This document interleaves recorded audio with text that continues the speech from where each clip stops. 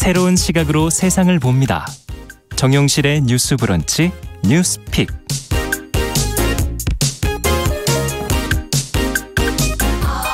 네, 정용실의 뉴스 브런치 언제나 청취자 여러분들과 함께하고 있습니다. 유튜브 콩앱 라디오로 들으시면서 의견 계속 보내주시기 바랍니다. 저희가 방송 중에 반영하도록 하겠습니다. 자, 뉴스픽으로 오늘도 시작을 해보겠습니다. 전혜연 우석대 개공 교수님 어서 오십시오. 안녕하세요. 전예현입니다. 네, 조으론 변호사님 어서 오십시오. 네, 안녕하세요. 조으론입니다. 자, 어제 여가부 국정감사가 있었어요. 그 자리에서 이 성소수자 혐오 발언이 나와서 지금 여러 우려의 목소리들이 나오고 있는데 어떤 내용이 어떤 것과 관련해서 나오게 된 건지 좀 자세히 들어볼까요? 정 교수님. 예, 지난 10월 25일 여성가족부 국회 국정감사가 진행이 됐습니다. 당시에 정경희 국민의힘 의원이 한 발언을 놓고 이게 소수자에 대한 혐오 발언이 아니냐 논란이 일었었고 네. 민주당 의원들과 정 의원 또 다른 의원들 간에 고성까지 오가면서 국감이 파행이 됐었다 이렇게 되고 지금 전해지고 있습니다. 네. 당시의 상황을 좀 정리를 해보면 정경희 의원이 여가부 국감에서 문제를 제기를 한 부분은요. 지난 정부에서 여성가족부가 추진했던 나다움 어린이책. 나다움이라는 건 나답다 누구답다 네. 이제 이런 의미인 것으로 나다움 어린이책. 예. 나다움 어린이책 선정 정책을 비판한 것인데요. 나다움 어린이책이라는 것은 특정 책의 제목을 말하는 것이 아니라 이런 큰 카테고리에서 무엇을 선정한 건데 네. 다양성, 공존, 성인지 감수성을 가르치기 위해서 여성가족부가 이런 도서를 선정해서 유치원, 초등학교 등에 보급하는 사업에 사실상 말을 하는 사업의 개념입니다. 이름인 거네요. 그렇습니다. 나다움 네. 어린이책을 선정해서 이렇게 보급을 하겠다라는 거죠. 이 책에는 한 6개 정도, 7개 정도의 도서가 선정이 됐다라고 하는데요. 목록을 보면 아기는 어떻게 태어날까? 그리고 엄마 인권선언, 아빠 인권선언, 자꾸 마음이 끌린다면 등이 있고요. 네. 이런 책들은 주로 스웨덴, 네덜란드 이런 데서 상을 받았거나 또는 현지 학교에서 아동 성교육 자료로 활용되는 책으로 지금 알려지고 있습니다. 네. 그렇지만 이제 정 의원이 문제 삼은 것은 이 나다움 어린이 책으로 선정했던 덴마크 작가 책이 비슷한 제목이 뭔가요? 그 책은? 지금 덴마크 작가 책은 네. 페루 홀룬크누센이 쓴 아기는 어떻게 태어날까입니다. 그런데 이런 책에 대해서 언급을 하면서 비슷한 사람이 사랑할 수 있다며 남자둘 여자둘이라는 예시를 들었다. 유치원과 초등학생에게 동성애를 집단학습시키며 성인지 감수성을 변주시켰다. 이렇게 주장을 했고요. 네. 또 영국의 예를 들었는데 모든 학교에서 차별을 하지 않아야 한다고 가르치고 나서 동성애자와 양성애자 비율이 증가했다. 이런 표현을 했고 또 지난 정부에 대해서 언급을 하면서 낙태도 권리라며 억지 논리를 폈다 이렇게 주장을 했습니다. 김현숙 여가부 장관 이에 대해서 남성 여성 모두 양성평등 누리고 생애 중에서 평등이 관철되길 기대한다라고 이제 원론적 답변만 한 것으로 알려졌었는데요. 네. 사실 이 논란은 기존 정부에서도 좀 논란이 됐던 바가 있습니다. 제가 말씀드렸듯이 이 나다움 어린이 척에 대해서 국민의힘의 전신 미래통합당 시절에 이 부분에 대해서 비판을 한 적이 있었고요. 그에 대해서 여성가족부가 이 책의 일부를 회수 조치하는 이런 일이 이미 있었습니다. 이미 있었습니까? 예, 일부 학부모들, 일부 보수 기독교에서 아마 강하게 반발하면서 여가부에서 해당 도서를 회수했다는 것으로 지금 알려지고 있는데요. 당시에도 이미 이게 어떤 이미지화된 것이 너무 이제 직설적으로 노출을 표현했다라는 논란도 있었지만 반대쪽에서는 성교육 교과서인데 그럼 옷을 다 입혀가지고 해야 되냐. 오히려 정확하게 교육하는 것이 맞다. 그리고 문제는 뭐냐면 이런 부분에 대해서 논란을 삼는 것이 성소수자에 대한 혐오를 증폭시킬 수 있다는 논란인데요. 네. 국감장에서도 비슷한 논란이 제기된 것이고요. 권인숙 여가위원장에 대해서 여가위원장은 지금 정 의원의 발에 대해서 혐오를 조장하는 위헌 발언이다. 이렇게 또 지적을 하기도 했습니다. 자, 지금 이 부분은 어떻게 봐야 될 것인가. 지금 정경희 의원의 발언 내용 같이 좀 생각해 볼 부분들이 있는 것 같아요. 두 분께서 들으시면서 느꼈던 점들, 걱정되는 부분이 있다면 어떤 부분인지 좀 짚어주시죠. 네, 그 나다움 어린이 책 사건 같은 경우나 아니면 네. 낙태 관련한 사건이 굉장히 예민한 부분이 서로 첨예하게 대립하는 일단 주제입니다. 예. 그렇기 때문에 양쪽의 입장이 다 있을 수 있고 국회의원도 한 개인으로서 그 부분에 대해서 한 가지 의견을 제시할 낼 수는 있다라고 생각을 하는데요. 네. 그 의견을 제시하는 부분에 있어서 구체적으로 좀 근거라든지 입증 자료가 충분히 검토되고 그 부분을 제시하면서 의견을 제출했으면 네. 어땠을까라는 많은 아쉬움이 듭니다. 아까 뭐 영국 얘기한 거는 어떤 자료인 건가요? 네, 그러면? 그 영국에서 차별금지 교육을 했더니 영국 동성애자가 2배 늘었다라는 주장이 있었는데요.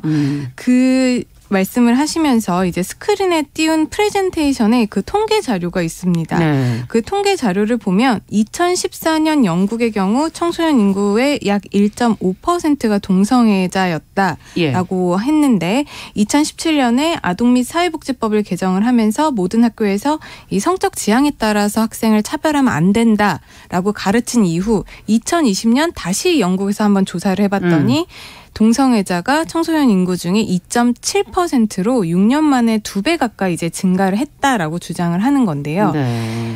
이게 이 교육 때문에 2014년에는 1.5%였던 것이 2020년에 2.7%로 오른 것이 맞는지 부분에 대한 그렇죠. 인과관계 설명이 없습니다. 맞습니다. 사실상의 예. 사회적인 인식 변화로 그전에도 동성애자들이 있었는데 목소리를 내지 못하고 손을 들지 못하고 있었던 사람이 있을 수도 있고요. 네. 이 교육 때문에 늘어난 것인지 이 교육이 없어도 원래 있었던 사람들이 목소리를 내지 못했던 것인지 이런 부분 실제 어떤 만큼의 영향을 미쳤는지 이런 인과관계에 대한 증명이 없기 때문에 이 부분 좀 불충분한 통계 자료 제시라고 생각을 하고요. 네. 또 하나 말씀드리고 싶은 건 그 헌법재판소에서 우리나라 이제 낙태죄 관련해서 헌법불합치 결정을 내리면서 우리나라는 지금 낙태 관련해서 이제 합헌이라는 판단이 나오게 된 상황인데요. 네. 헌법기관도 이제 헌법상의 한 기관으로서 국민이라면 이제 그 판단을 존중을 해야 그렇죠. 됩니다. 네. 그럼에도 불구하고 현역 국회의원이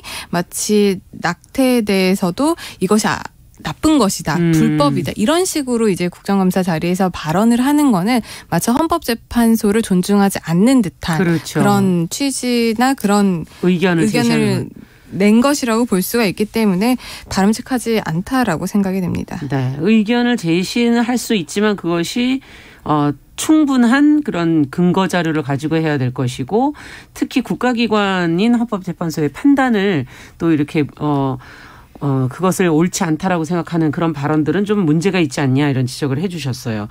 어떻게 보세요, 정 교수님께서는? 저도 일단 영국 사례를 든 거는 전혀 맞지 않는 과학적으로 증명하기 어려운 부분을 언급한 것은 매우 부적절하다고 생각을 하고요. 네. 특히나 이런 부분들에 있어서 발언을 더 조심해야 되는 것은 성소수자나 그 가족들의 입장에서는 더 고통을 받게 하거나 자칫하면 이 사람들에 대한 혐오나 차별을 국회의원이 혹시 더 조장하는 것 아니냐라는 그런 논란이 또 불집힐 수가 있는 거고 실제로 그런 담론이 형성되는데 정치인들의 발언이 영향을 미치기도 합니다. 그렇죠. 굉장히 주의해야 되는 부분이고요. 두 번째로 일각에서 이 어린아이들에게 성교육을 시키면은 조기 성애를 부추긴다라는 주장을 하고 있는데 네.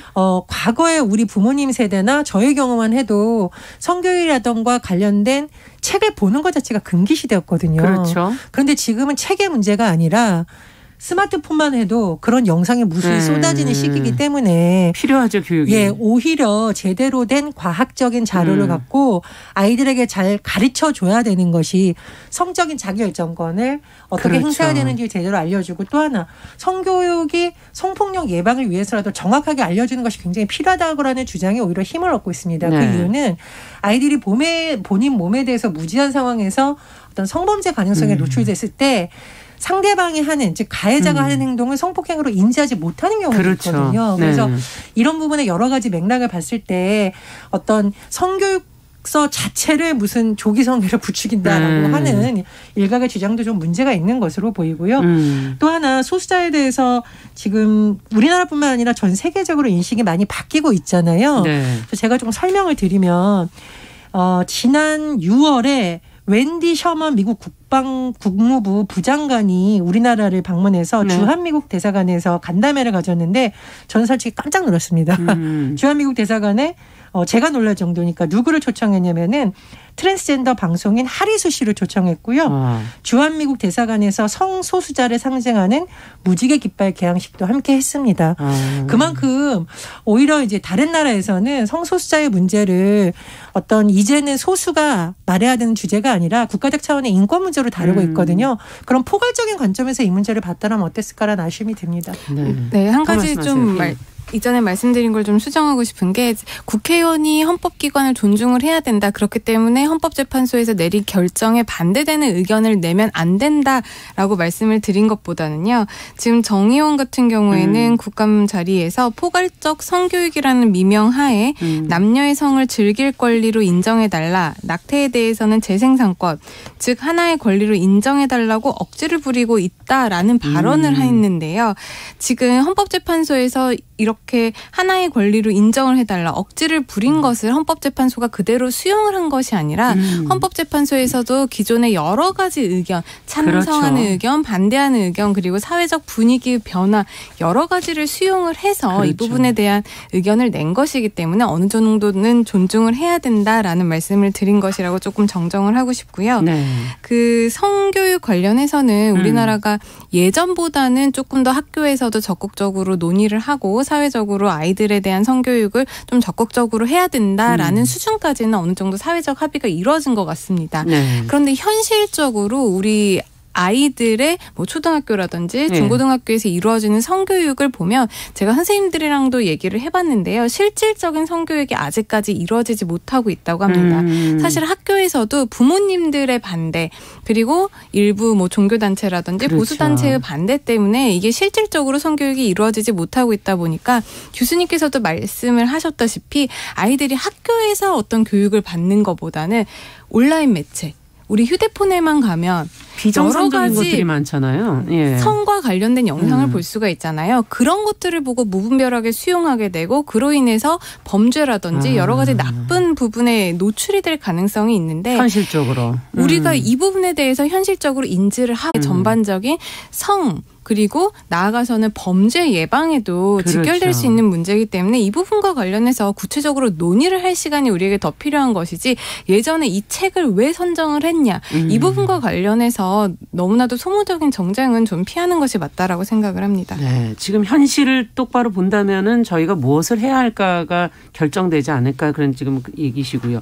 무엇보다 지금 좀 정치적이고 종교적인 그런 입장을 가진 발언들보다는 조금 더 그걸 포용하는 입장에서 이 문제를 좀 풀어가면 어떻겠는가. 특히 국가 쪽에서 국회에서 이 문제를 좀 바라보면 어떻겠는가 하는 생각이 또 드는데 특히 정 의원의 발언 때문에 예전에 그 나다움 어린이 책이 회수 사건이 지금 다시 소환이 됐어요.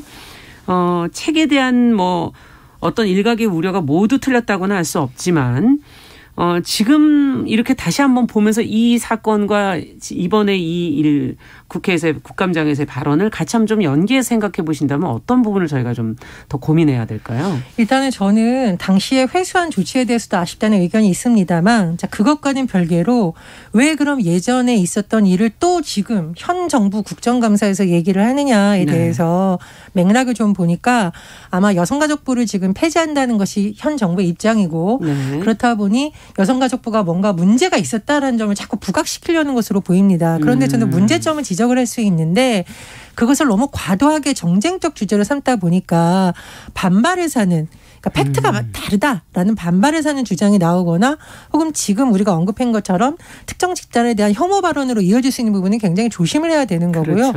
두 번째로 당시에도 여가부가 일각에서 지적이 나오니까 며칠 만에 책 회수 조치를 해버렸어요. 굉장히 아쉽다라는 성명이 한국 여성단체 연합에서 나왔습니다. 저는 여성단체 연합이 굉장히 본질을 잘 짚었다고 보는데 여가부에서 인권, 다양성, 성평등과 존중의 가치를 부정하는 발언한 국회의원과 일부 혐오 세력의 주장에 대해 제대로 반박하지도 않은 채 문화적 수용성이라는 말도 안 되는 이유를 붙여서 실질적인 정책 철회를 선언했다라고 꼬집은 바 있습니다. 사실 이 성평등이라는 것은 평등이라는 용어 자체가 현재가 불평등하다라는 전제를 깔고 하는 것이기 때문에 정부 부처 내에서도 약간 야당이라는 이게 입장 같은 것이 있어요. 그러니까 어떤 정권이 들어서건 간에 성평등이라는 기조를 딱 잡고 가야 되기 때문에 때로는 정권과 불편해질 수도 있고. 그렇겠네요. 예전에 문재인 정부 사례에서 볼 때는 또 어떤 그 정당과 관련된 단체장에 대해서는 굉장히 또 엄정하게 해야 되는 것이 바로 여가부의 역할이거든요. 그런 점에서 당시에 좀 여가부가 이러이러하고 좀 적극적으로 더 설득을 하고 뭐 정말 문제가 되는 부분을 수용을 하면서 하는 노력을 더 했다면 어땠을까라는 많은 아쉬움이 있습니다. 드는군요. 어떻게 보십니까? 네, 저도 그 당시 나다움 어린이 책이 선정되고 나서 며칠 만에 이 책들이 회수됐다라는 이야기를 듣고 이제 개인적인 아쉬움은 있었습니다. 물론 그 책의 뭐 내용들을 보면 사실 저도 좀 수긍하기 어려운 부분이 있는 책들은 있었는데 저는 그거에 대해서 말씀드리기보다는 그 책을 선정을 할 때 그냥 몇몇 사람들이 이거를 그냥 지정을 하는 것이 아니거든요. 기사라든지 언론 보도를 통해서 보면 여러 번 토론회가 열렸고 토론회에는 사회 각층의 사람들이 모여서 이 책을 어떤 기준으로 선정을 할지 어떻게 선정을 할지 어떤 책을 선정을 할지 이 부분에 대해서 심도 있는 토론이 이루어졌다라고 알고 있습니다. 그래서 결정된 책이 단 며칠 만에 다시 회수가 됐다라는 것 자체가 이때까지 이 책을 선정하기 위해서 쌓여왔던 노력 그리고 토론 자체가 무산이 됐다라는 그런 결과가 나온 것이기 때문에 그 맨 처음에 이런 사업을 시작할 때 그리고 어떤 책을 선정을 할 때 각계각층의 이야기를 조금 더 귀 기울이고 만약에 그래서 합의된 결론이라고 한다면 이것을 뭐 수일 내로 철회를 할 것이 아니라 조금 더 국민들을 이해시키고 조금 더 설득하는 노력이 필요하지 않았나 그렇게 생각이 되고요. 또 하나 말씀드리고 싶은 거는 지금 성교육 관련해서 아이들을 도대체 어떻게 가르쳐야 되나라고 하는 부분에 대해서 뭐 주무부처라든지 학교에서도 많은 고민이 필요할 텐데 이제 유네스코에 보면 아이들을 위한 성교육 지침 관련한 내용들이 많이 있습니다. 어떤 내용입니까? 그렇게 보면은 이제 뭐 다양한 형태의 가족이라든지 생물학적 성과 젠더의 차이, 신체적 접촉을 통한 쾌락과 효과적 피임 방법 이런 것들이 이제 가이드에 나와 있거든요. 그렇게 본다면 이런 부분들 그리고 그 유네스코에서 기준으로 제시하고 있는 여러 가지 기준들에 의거해서 우리나라의 성교육 그런 학제라든지 프로그램을 조금 국가 차원에서 현실적으로 실질적으로 맞는 되겠군요. 그런 것들을 좀 세우는 것이 보다 필요하지 않을까 싶습니다. 제가 조금 설명을 하나 더 붙이면 당시 여가부의 해명을 보니까 예를 들면은 아기는 어떻게 태어날까? 이 책은 덴마크, 스웨덴, 프랑스, 호주, 일본에서 이미 1970년대부터 출간돼서 아동 인권교육 자료로 활용되고 있는 책. 엄마 인권선언은 국제적인 인권단체죠. 국제 엠네스티 추천을 받은 책. 그리고 자꾸 마음이 끌린다면은 세계 최고 권위의 아동문학상을 받은 작품들입니다. 린든 그랜버그인가? 네, 그렇습니다. 그 스웨덴. 그리고 이제 유네스코의 지금 포괄적 성교육도 말씀을 하신 건 보면 저는 가장 여기서 좀 봤던 단어가 존중에 기반을 둔 사회적 성적 관계 형성 능력이거든요. 그래서 물론 어떤 그림에 대해서 우리가 거부감을 볼 수는 있는데 그럼 이 그림 대체 왜 사용됐고 이렇게 건전한 토론을 해서 좋은 방향으로 가야 되는 것이지 정치권이 압박을 해서 특정 부처가 빨리 책을 회수하고 이렇게 한다면 앞으로 전문가들이 이런 데 있어서 제대로 의견 개진을 할 수 있고 정말 아이들을 위해서 뭐가 중요한지에 건전한 토론이 됐을지 좀 의문입니다. 그러네요. 지금 몇 가지 지적을 해 주셨는데 참 이렇게 어려운 시기로 가는 우리 미래 세대를 위해서 우리가 무엇을 해줘야 될지 성교육 부분을 특히 또 어떻게 다뤄야 될지 조금 더 깊은 고민이 필요할 것 같습니다. 자, 두 번째 뉴스로 또 좀 가보도록 하죠. 앞서 제가 이제 오프닝에서 말씀을 드렸던 내용인데 공정거래위원회가 항공사들에게 지금 코로나 시국에 쓰지 못한 마일리지 관련 약관을 개정하라 이렇게 권고를 했었는데 이행되지 않고 있다 이런 보도가 지금 나와서 소비자들이 좀 아셔야 될 부분인 것 같아서 오늘 좀 저희가 이 뉴스를 골라봤거든요.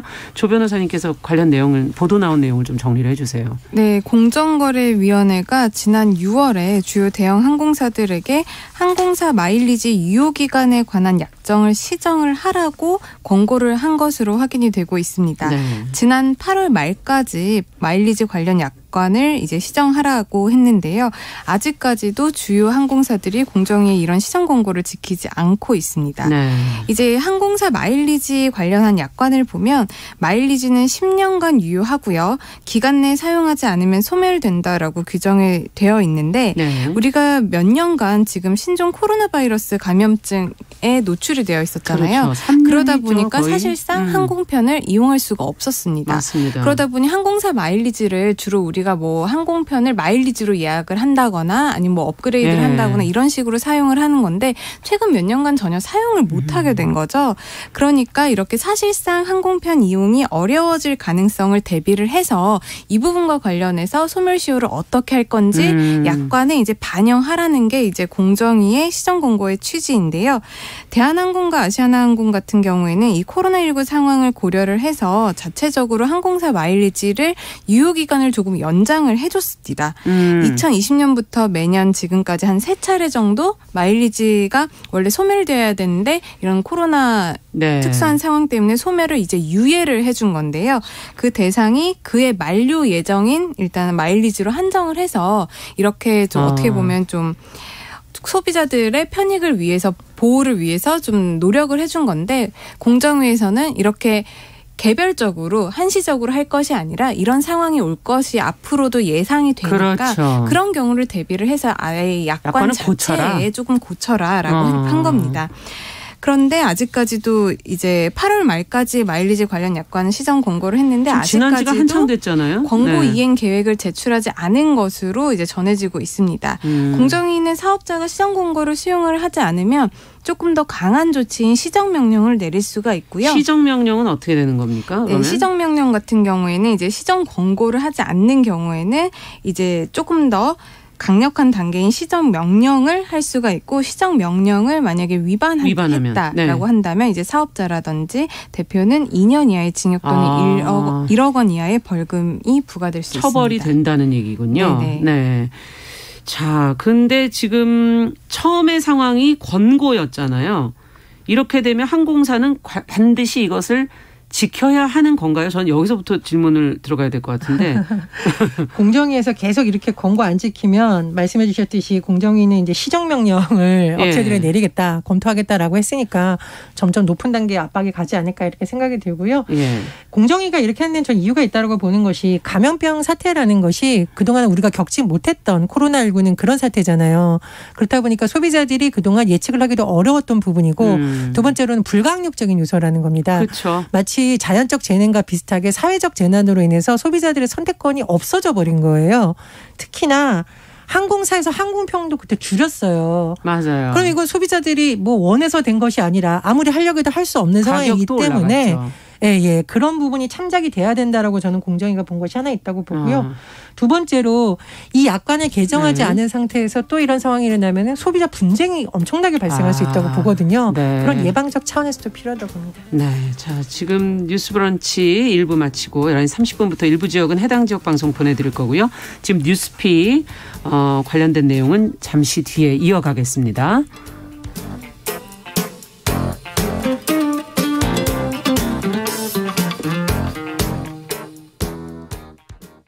지금 시각은 11시 30분입니다. KBS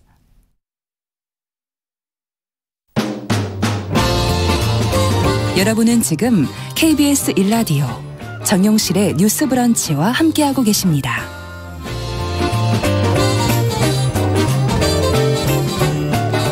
뉴스픽 계속 좀 이어가겠습니다. 지금 항공사들에게 공정거래위원회가 마일리지 관련 약관을 개정하라고 이제 권고를 한 상황에서 그게 지금 이행되지 않고 있다. 무엇이 문제인가를 저희가 지금 들여다보고 있는데요.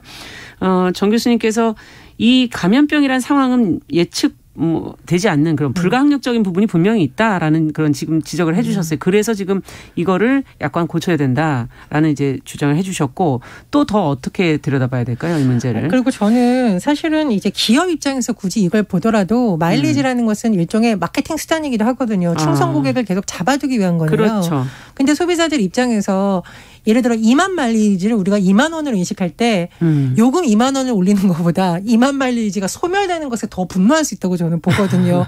실제로 우리나라 주요 뉴스 중에 하나가 신용카드 관련한 소득공제 그리고 이 마일리지가 굉장히 많은 사람들의 관심사입니다. 그렇더라고요. 이게 돈의 네. 액수를 떠나서 나의 당연한 권리를 박탈당한다는 심리적 요인이 큽니다. 그래서 기업 입장에서도 공정위에서 이렇게까지 나왔으면 합리적인 방안을 만드는 것이 좋지 않을까. 그것이 본래 마케팅의 목적에 더 부합하는 거라고 봅니다.